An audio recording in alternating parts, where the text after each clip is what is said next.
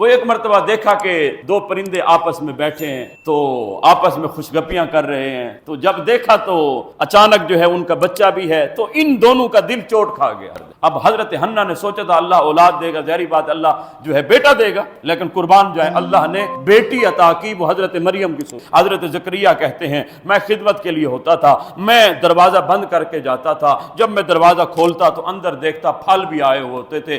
حضرت عیسیٰ اللہ عز و جل نے عطا فرما دیے بغیر شوہر کے۔ جریج نامی ایک نیک شخص تھا، نیک اللہ کا بندہ تھا۔ ماں نے کہا جا تو اس وقت تک نہیں مرے گا جب تک کسی بدکار عورت کا تیرے ساتھ سامنا نہ ہو جائے۔ اس بچے نے کہا کہ میں اس ولی کا بیٹا نہیں ہوں، میں فلاں چروائے کا بیٹا ہوتا ہوں۔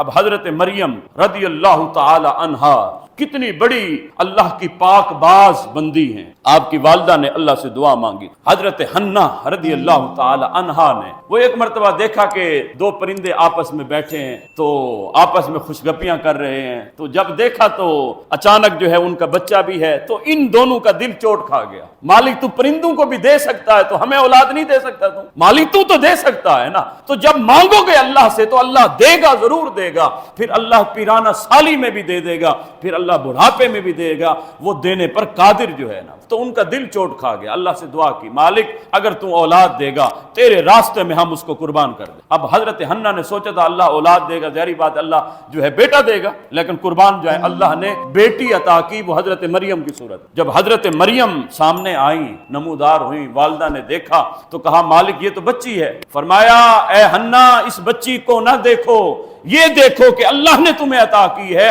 تو اس بچی کو عام نہ سمجھنا، یہ کئی مردوں پر حاوی ہوگی۔ تو صاحب کبھی مردوں پر عورتیں بھی فضیلت لے جاتی ہیں، حالانکہ اللہ نے پاورفل جو ہے وہ مرد کو بنایا۔ الرجال قوامون علی النساء، فرمایا مرد جو ہے وہ قوی ہیں عورتوں پر، لیکن کبھی کبھی عورتیں بھی بازی لے جاتی ہیں۔ اب اگر شہزادی ہو محمد مصطفیٰ، حضرت محمد مصطفیٰ علیہ الصلوۃ والسلام کی سیدہ خاتون جنت، تو کوئی مرد اس کا مقابلہ کر سکتا ہے؟ مجھے بتائیے، اگر عورت ہو حضرت مریم جیسی، تو فرمایا اللہ نے فرمایا کہ یہ جو بچی ہے یہ کئی مردوں سے بہتر ہوگی۔ اے حنا ذرا دیکھنا تو صحیح۔ پھر حضرت مریم کو بیت المقدس کی خدمت کے لیے، چونکہ ان کی نیت تمنا یہی تھی، منت یہی تھی، اس کے لیے وقف کر دیا گیا، یہاں تک کہ وہ عبادت کرتی تھی، یہاں تک کہ ان کے کمرے میں اللہ کی طرف سے پھل بھی آ جاتے تھے۔ حضرت زکریہ کہتے ہیں میں خدمت کے لیے ہوتا تھا، میں دروازہ بند کر کے جاتا تھا، جب میں دروازہ کھولتا تو اندر دیکھتا پھل بھی آئے ہوتے تھے،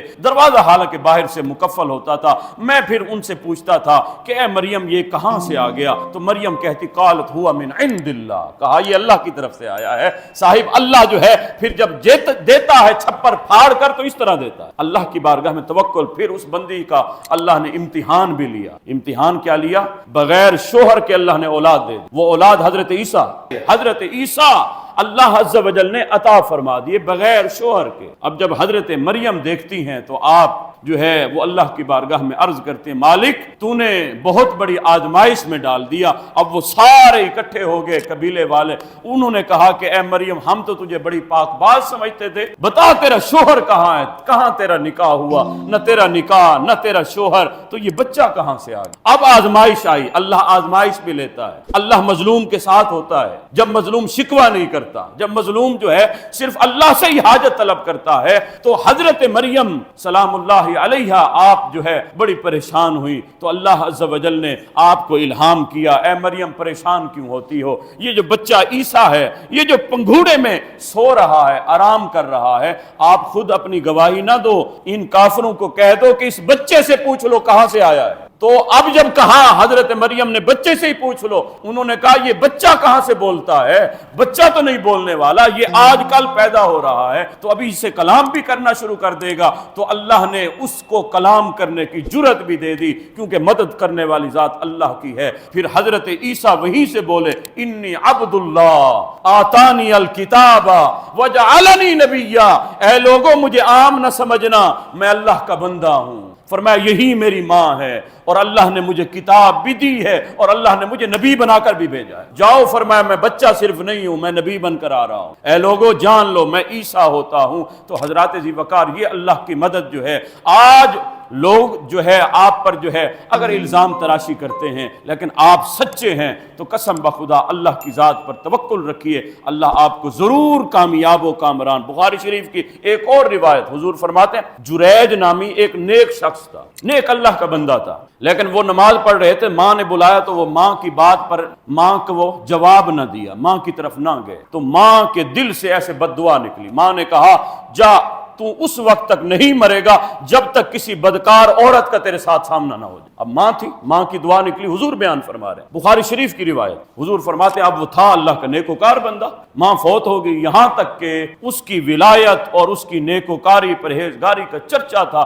اچانک اس کے پاس ایک عورت آنا شروع ہو گئی، اللہ والوں کے پاس آتی ہیں دعا کروانے کے لیے، آپ اللہ کے بندے ہیں دعا کر دیں۔ اب وہ عورت آتی جاتی تھی، وہ آتی جاتی تھی، اچانک جو ہے وہ عورت کا بچہ ہو گیا۔ جب وہ بچہ ہوا نا تو لوگوں کی پلاننگ تھی، لوگوں نے اس عورت کو جو ہے وہ ملایا اور وہ عورت آ کر لوگوں کو کہنے لگی یہ بچہ جو ہے یہ اور کسی کا نہیں، یہ اسی اللہ والے کا ہے، یہ اسی کا بچہ ہے، اس نے میرے ساتھ بدکاری کی ہے۔ اب وہ تھا نیکوکار بندہ، وہ اب اللہ کی بارگاہ میں سر بسجود ہوا، مالک تیرے سوا میرا اور کوئی نہیں، میں جانتا ہوں مالک یہ مشیت ہے تیری حکمت عملی۔ وہ میری ماں کی زبان سے کلمہ نکلا تھا نا صاحبو، والدین کی زبان سے نکلنے والے کلمات کو ہلکا نہ لیجئے گا۔